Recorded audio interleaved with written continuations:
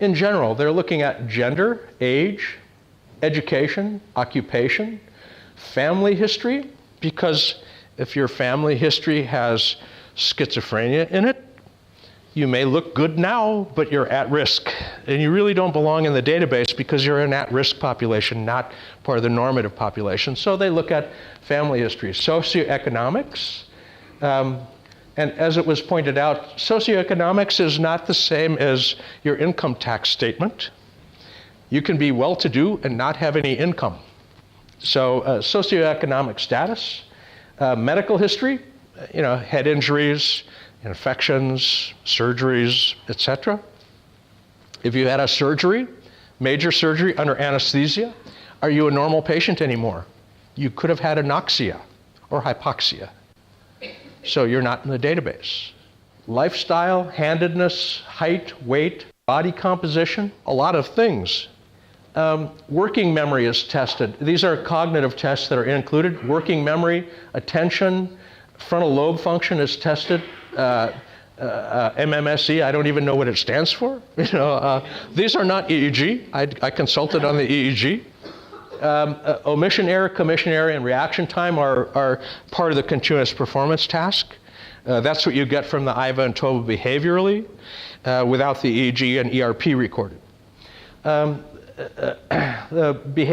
child behavioral checklist, they have a theory of temperament, 4 kinds of temperament, which they included. I don't know anything about their theory of temperament, but they've got the data segregated by that. Lifestyle, what's your sleep pattern like? What are you eating and drinking? And then obviously emotions, depression, anxiety, fatigue, things like that are measured. So this is not just sex differences, but here we have delta, theta, alpha, and beta. Hopefully you'll see this one. This is the alpha band. You can see that across age, it shifted across age, but this is just age groups. This isn't by sex. You can play across age from 6 to 7 years old, and again, in chunks as you go through age ranges, you can see the sources shift. And this is in your handout, and you can play with this by actually finding an age, 14 to 16 years, and see what the norms look like. But again, these are broadband, and I wouldn't recommend analyzing things broadband, quite honestly. This is just a demo. So, and you can do the same thing in theta, play it through the age ranges. But this is grouped norms. Here we have males and females. We can play the upper segment here is males, the lower segment is females. This is the delta band and the difference between male and female. And again, I can play this, but you can play with this yourself. And if you stop it at a given point, you can see that there's actually differences between males and females. As an example, if I pick the delta band at 65 to 80 years old, I mean, this is my age range, and if you look at the difference here, the intensity on the females in the temporal area that's not there in the males, this has got more here than the males. The anterior midline is more intense here than there, and it's got content in the back that the males don't have. They're not the same. And it's not just the obvious structural differences, there's electrical functional difference as well. Now, this is delta. We can do delta, theta, play through each of these and pick an age range. If anybody has a favorite age, like your own age or something you want to see, let me know and I'll try and spot it. But this stopped in the older age range, but look, not the same at all. You combine these two and you call that normal. It struck me as the wrong thing to do. And this kind of proved that it was the wrong thing to do. But the more dramatic features end up actually being in some of the higher frequencies. Here we've got an alpha range.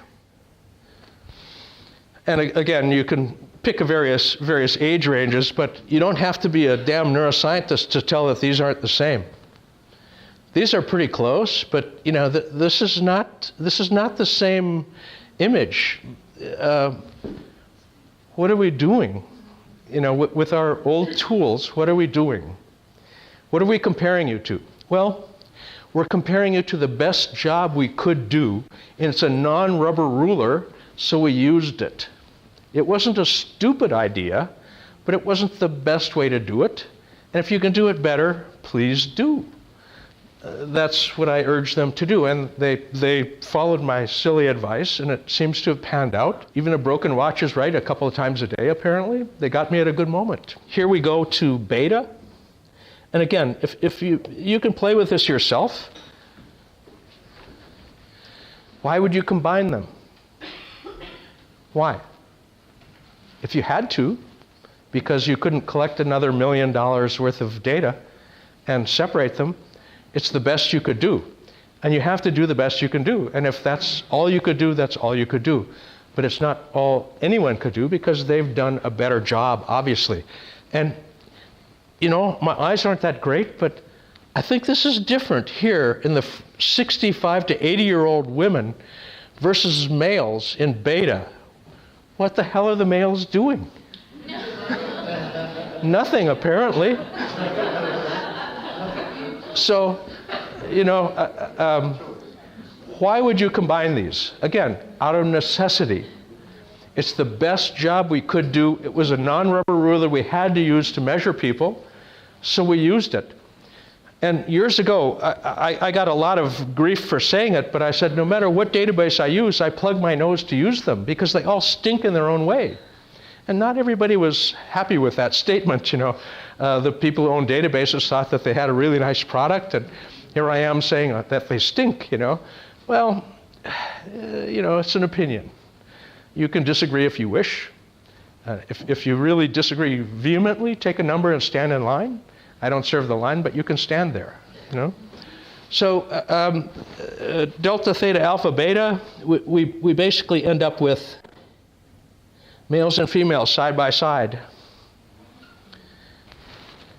Delta, again, the more dramatic differences. That's theta, a little different, just a little different. And again, pick an age range. You can play with this on your own, but you can pick any age range. Here's 14 to 16 years old. Anyone ever see a difference between teenagers, males and females? It's not just behavioral, it's not just structural. There's differences in function. So let's check out the alpha. Get my fingers to work here.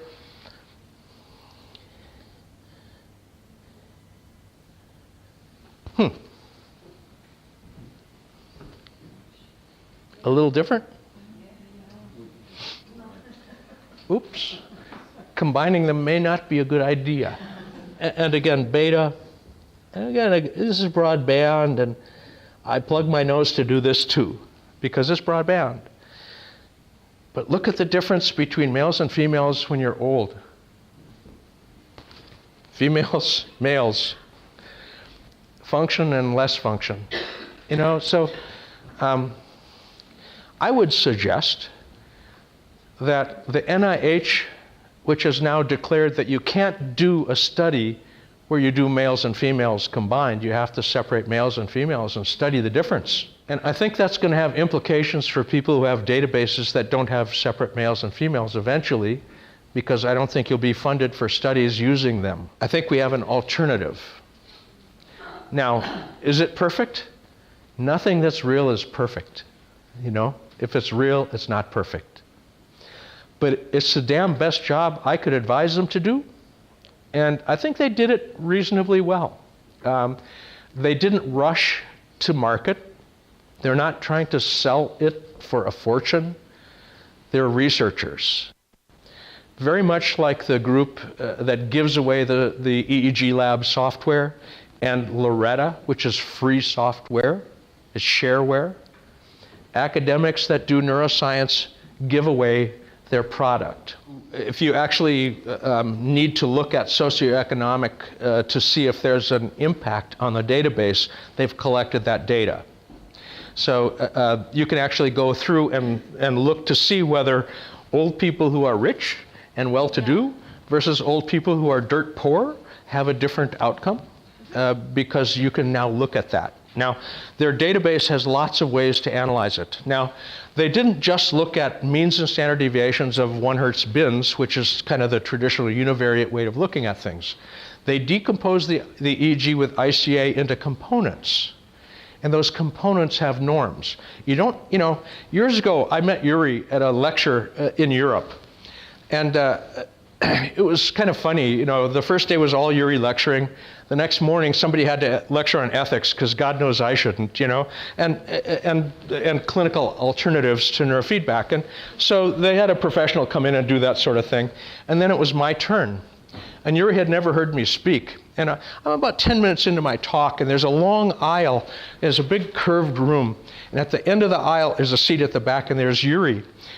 And I look back, the woodcut, the scream? That's Yuri's face. And I go, oh shit, what did I say? I've upset Yuri. And I'm still lecturing, because I can do that in my sleep. And I'm going, no, I didn't say that wrong. I couldn't have upset him with that. I can't figure out what I said to piss him off. But he's not changing his expression. I'm absolutely in a state of panic as to what I've done to upset him. And my lecture time finishes and there's a break. People come up to ask questions. I kind of pierced through everybody coming at me, went straight to the back of the room. I asked, Yuri, what did I say to offend you? He says, well, what do you mean? I said, well, you have this look, and I thought I must have offended you. He said, oh, no, it's like music. Oh, God, whew, I thought I was in trouble there for a while. And we became very friendly at that point. When you flatter somebody, they become more friendly, So,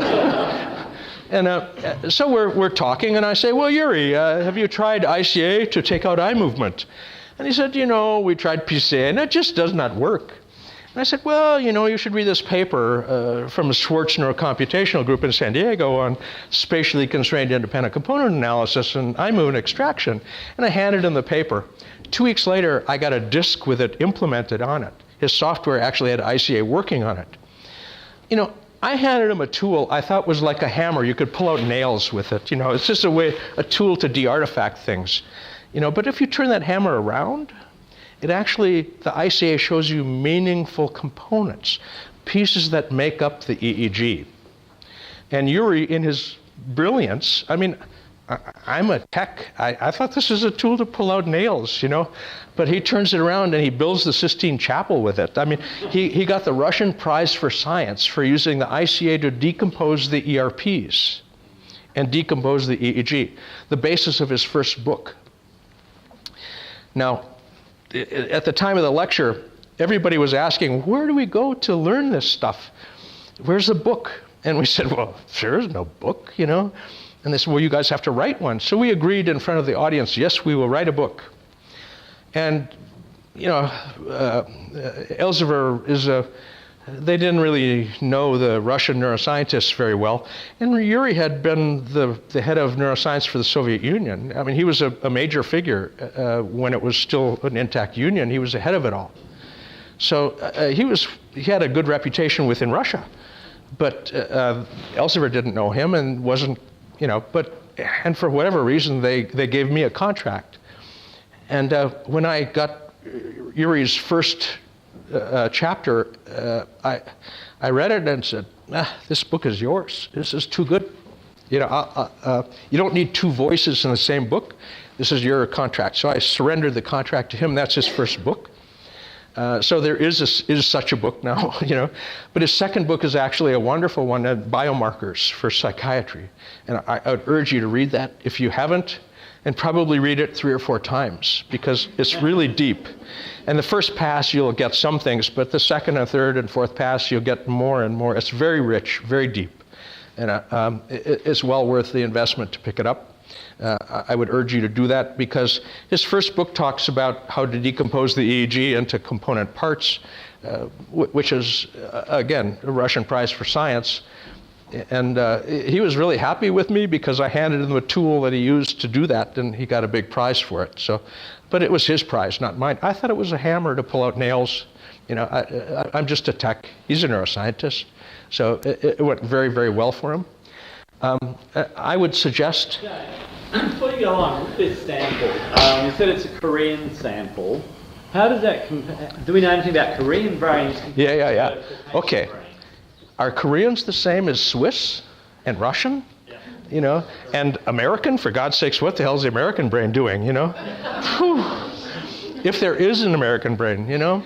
Obviously, almost half of them don't have one. So, but it's a great question. It's the first question that should come to your mind. If nobody thought of this before, start thinking.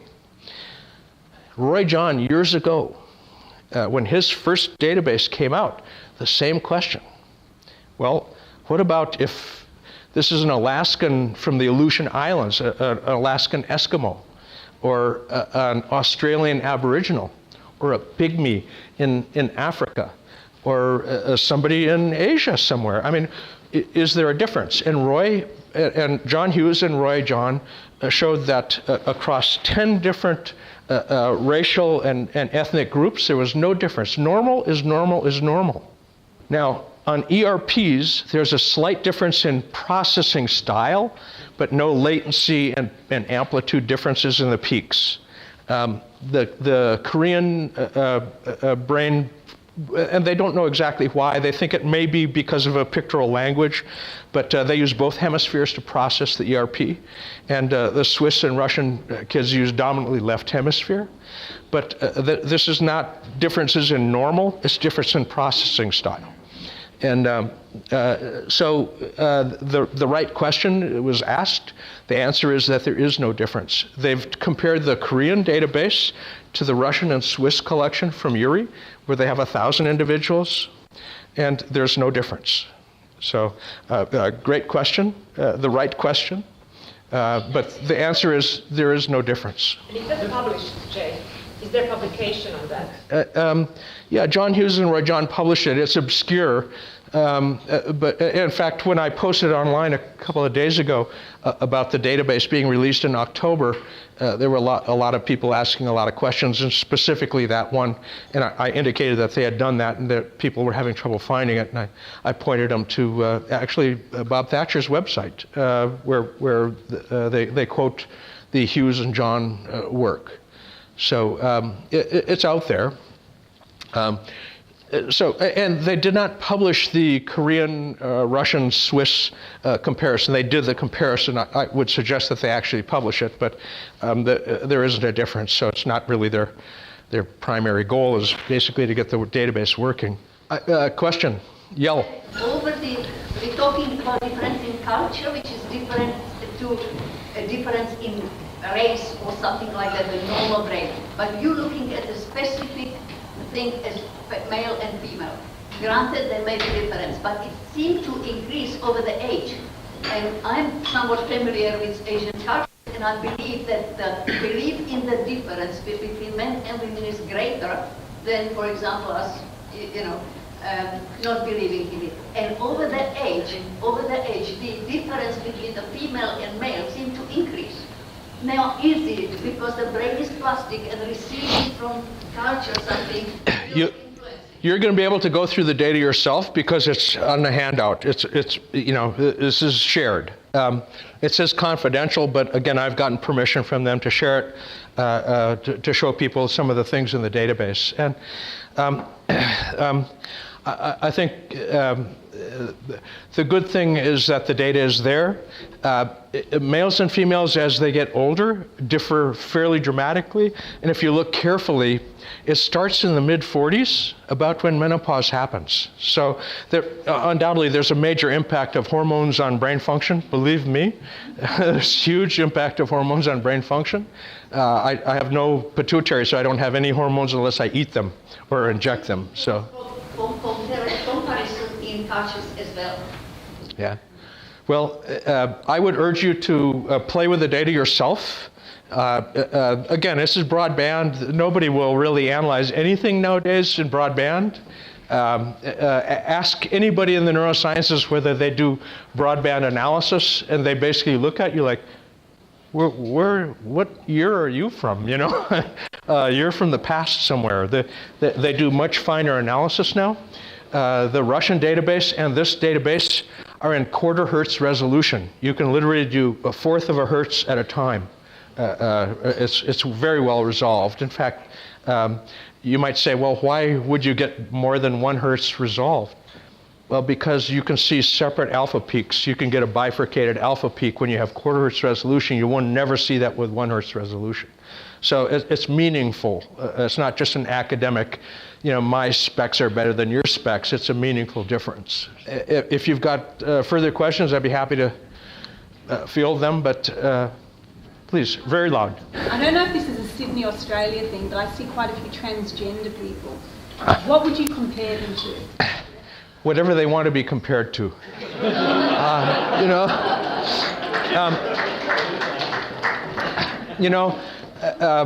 Thank you. It's a fabulous question. There are people that are kind of gender neutral. If you see them, that's hard to, you know, is this a male or female? And when you say the males have a larger left hemisphere and females have a larger corpus callosum, that's group data.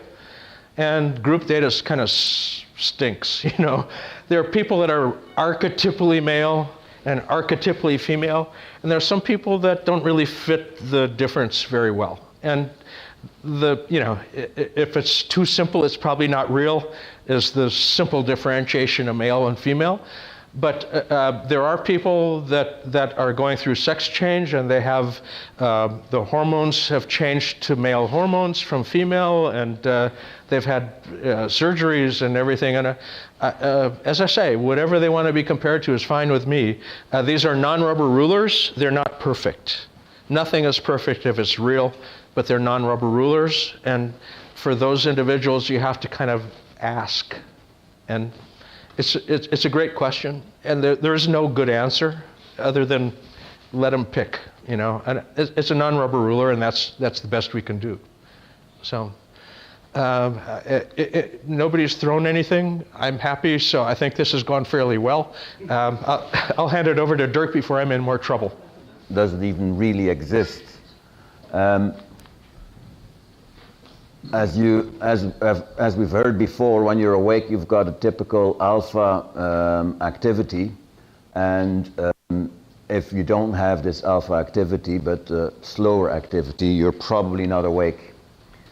We've seen that there is this alpha-gamma nesting, which can be physiological or pathological, depending on where it is generated, and that there is theta-gamma nesting, which is better known because it's more studied. Now, the idea of thalamocortical dysrhythmia comes from the idea that if you have deafferentation, if you have a lack of input, whether it's sensory input, auditory, visual, somatosensory, doesn't matter, that your thalamus doesn't have to process so much information, and therefore it will slow down from alpha to theta frequencies, but it is slow down alpha. And that because of that, this will be related to the cortex, and that because of that, there is less lateral GABA-A-mediated lateral inhibition, and you'll get a halo of gamma band activity, not just 40 hertz, but gamma band activity, which can then cause tinnitus, pain, but also Parkinson, also depression. So there is a couple of entities which are called thalamocortical dysrhythmia.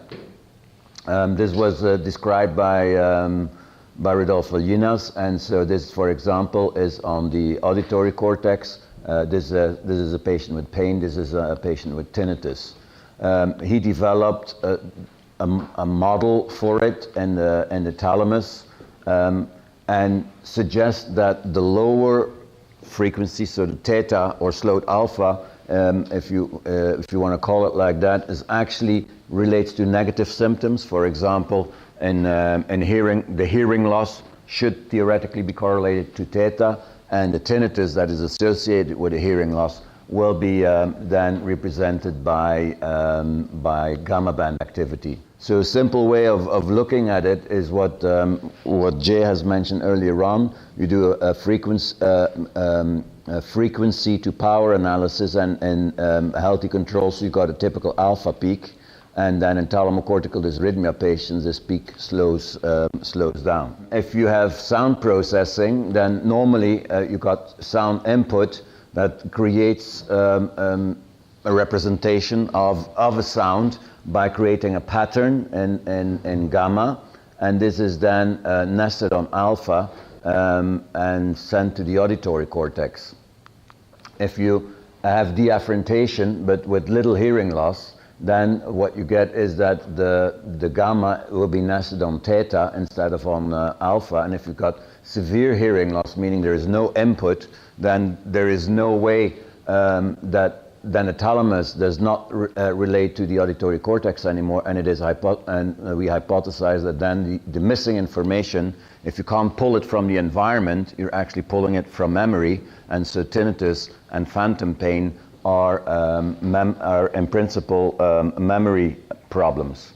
Based on the Bayesian brain concept, where you predict what's going to happen and then pull it from memory, it's also interesting to see that when people with tinnitus, when they dream normally, they don't hear their tinnitus, or patients with phantom limbs during their dreams, most of them don't perceive their phantom limb, but they perceive their body as intact. Now, thalamocortical dysrhythmia is an entity, basically, according to Rodolfo Llunas, the alpha slows down to theta, you get GABA A mediated inhibition, which decreases, and then you get a halo of gamma band activity. So the gamma and the theta has to be coupled. And there is certain diseases that are associated with the depression, Parkinson's disease, pain, and tinnitus. And the question is, does it exist? So we actually looked at that by using vector machine learning, where we didn't even take big groups. We just took 18 to 20 of each group, and we started with doing a conjunction analysis, seeing what do they have in common. Do they have anything in common at all? And with a simple conjunction analysis, we saw that there was actually at least part of the singlet which was common. So maybe there is something like thalamocortical dysrhythmia. So what we then did, we provided EEG data from tinnitus patients to a support vector machine, selecting regions of interest and frequency bands, and that was basically done. Then we told the support vector machine, okay, these are EEGs from tinnitus patients, and then we trained the support vector machine to distinguish healthy controls from tinnitus patients, and the ROIs that we chose were based on a PET study that we had done before that showed all the parts of the brain that were involved in tinnitus. So these were the regions that were selected, predominantly based on the PET. Basically, what came out was different frequencies, but what's already interesting to see is that it's often theta and gamma and alpha that came out as diagnostic. So what we then looked at, how good can we tell whether somebody has tinnitus or not, just based on the EEG without any question. And we had 88% accuracy just based on the EEG to say whether somebody had tinnitus or not. For pain, we had 93% accuracy. For Parkinson, 94%. Depression was a lot lower, 75%. And if we mixed the whole group and then said, is this an EEG from a person with thalamocortical dysrhythmia? In other words, does something like thalamocortical dysrhythmia exist? Then we had 88% accuracy. Now, what was interesting is we thought, and again, this is actually very, very good, but then we fed so it was based on a tinnitus model. The first version that we did was based on a tinnitus model, and then we fed the machine Parkinson's patients, and the outcome was tinnitus. Pain patients was tinnitus. The reason probably is because they have a common underlying pathophysiological mechanism. So now we developed a second group where we add anatomical structures to be able to make a distinction whether it is tinnitus or pain, or because the typical support vector machine can tell you yes, no, it's tinnitus or not, but it cannot tell you if you feed it anything, whether it's pain or tinnitus or Parkinson, and therefore we're we're adding specific anatomical regions to say, yes, this is not just tinnitus, yes or no, but it's tinnitus or it's pain. What came out was that it was the theta and the gamma coupling that was most decisive in telling whether the patients had any of these entities, which suggests that something like thalamocortical dysrhythmia indeed exists.